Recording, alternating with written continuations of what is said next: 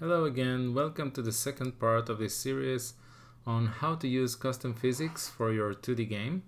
On the last part we did some basic movement on the x-axis, and on this part we're going to add some movement on the y-axis by applying gravity, and we're going to add also variable jump. Also, if you recall from the first part, we talked about the key concept they used in Celeste, and the first concept was to restrict the movement only to integers. So we're also gonna do that. First, let's add some variables for the gravity. So gravity equals 1000, and the maximum fall speed, max fall, equals 160. And now to apply gravity to our player, we can use move to world just like we did before. So duplicate this row by Ctrl D and change all the x's to y's. And now we want to go towards max fall, right? So max fall. And we want to do it by gravity. Times delta as usual. Now duplicate this row and change the velocity x to y's. Okay, so before we test it, I'm gonna move the player up a little bit. And now if we run the game, you'll see gravity kicks in and it falls. So to prevent the player from falling endlessly and also to allow us to jump, I'm gonna fake a ground collision. Don't worry, we're going to implement better collision using bounding boxes later. Because our screen height is 180, we could say that if our global y position is greater than, let's say, 160, we must have collided with the ground, and we stop all movement. So after moving down, I'm gonna check if global position dot y is greater or equal to 160. I'm setting the global position dot y to 160. Okay, so now let's quickly check it. Press F5, and now you can see I'm faking a collision with the ground. Another thing I want to add is checking in the start of the frame if we are still on the ground. So I'm gonna do var on ground equals, and now we need global position dot y greater or equal to 160. So now on to add a variable jumping. First we need to add an action in the input map. So go to project settings and input map and name the action jump. Add, and click the plus button and pick a hotkey. Mine is Z. Okay, now back to the script. We're gonna add new variable var jumping equals input dot is action pressed, and we pick jump. Now let's add some variables for jumping. We're gonna add the var jump force. Jump force will be equal to minus 160. Another variable we need is the jump hold time.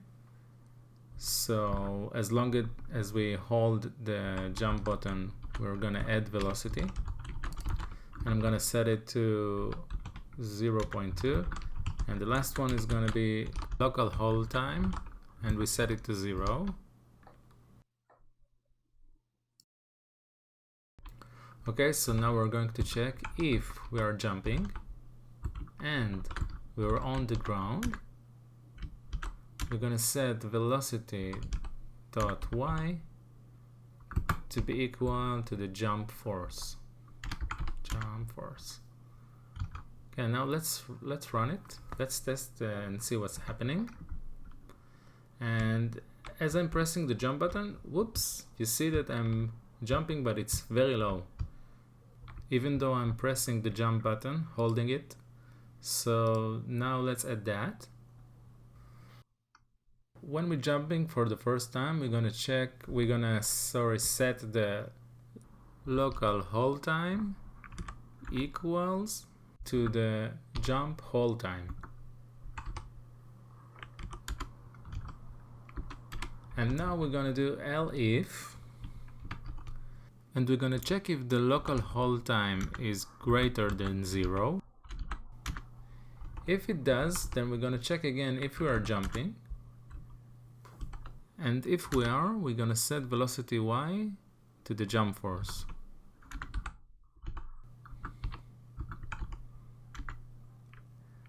Else, if we stopped pressing the jump, we're gonna reset the local hold time. One last thing we need to do is to reduce the local hold time by the delta. If we don't do that, we're gonna endlessly fly. It's pretty funny, you should try it.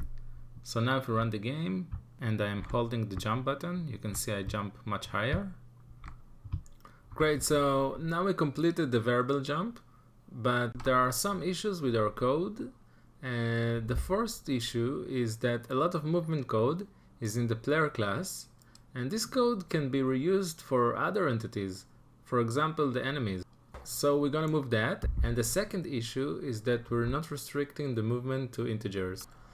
To solve these issues, we're going to create base class to the player, and it will hold all the movement code. To create a base class, we just need to add a new script, so add new script, and I'm gonna name it actor and save it under the scripts folder. Because actor will be the base class of the player, we'll make it extend no to d. So in order to move only by whole numbers, we're gonna need a variable to hold the remainder of the movement. So we add var remainder equals vector2.0. The idea here is to write two functions. The first function, we'll name it moveX. It will take the amount to move and round it to the nearest integer. And the second function will move pixel by pixel. So we do func moveX amount, and now we're gonna add to remainder.x the amount. And now we take the integer part into move, so var move equals round of remainder.x, and if move is not equal to 0, we subtract the move from the current remainder because we're gonna move by it already. And the second thing we're gonna do is call the other function moveXExact and send it the move variable.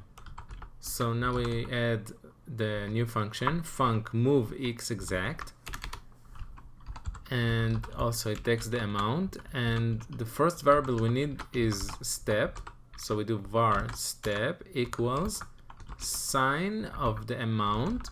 You know what sign is already from the first video, so you can think of step is like the direction that we're gonna move pixel by pixel. And now we're going to use the while loop, and we're going to check if the amount is not equal to 0. So while it's not 0, we're going to do global position.x plus equal step. So we add the step each time, and we're also going to subtract the step from the amount. So this while loop will end. Sweet. So now we're done with the x-axis functions. And the y-axis functions are almost identical, so we can just copy and paste these functions and change all the x's to y's. One minor difference is that for now I'm going to continue fake collision, so I'm going to do inside move y exact, I'm going to add if global position.y greater or equal to 160, global position dot y, oh yeah, miss a colon, global position dot y equals 160. Now we need to call these functions from the player, but we can't because you'll see if I'm trying to do that, I'll delete these rows and write move x, and it can't find this because we haven't extended from the actor script yet. To do that, we're gonna go ahead and delete this node to D, and we're gonna just drag the actor script, And yeah, now we can use the move X, and I'm gonna also add the move Y. So I'm gonna write move Y velocity dot Y times delta. Okay, so now I'm gonna run the game, see if it works, and nice, it works. So that's it for this video. On the next video, we're gonna add bounding box collision. I hope you enjoyed. See you on the next one.